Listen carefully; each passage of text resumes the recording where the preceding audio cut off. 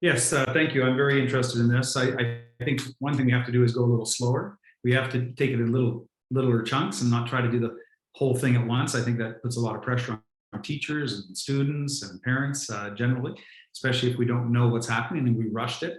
I find, especially with kids that are so important to our future, we need to take our time with it. That means having roundtables with parents, having an opportunity to go through the curriculum and not implementing it all at once. I believe that what we should do is have it so that once a year we get a new curriculum for the basic subjects such as math. We know that in 5 years with 5 subjects, we're going to have a rewrite of that math program in 5 years. So we have an opportunity to keep track of all the things that we can do better, because these are basic core subjects. They don't change that much. And we need to make sure we get our kids educated to the highest level possible, which means that they need to know predictably what's happening next. And unless there's something dramatic happening in the education system in the basic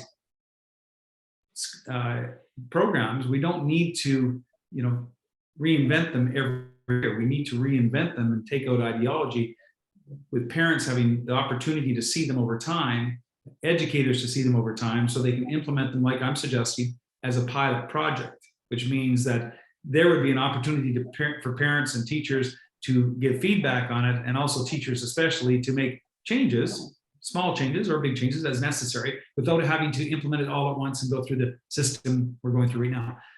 I clearly believe that we need to be less divisive in these conversations and more cooperative, especially when parents are in charge. These are not the enemies. Parents are not the enemies of school administrators or teachers. We're all in this together. We all want what's best for our children, and that's the best education in the world. And if we work together, we can get that. We just need to make sure we don't do things on an ideological basis, except the ideological basis of our children are the #1 priority and must remain that way.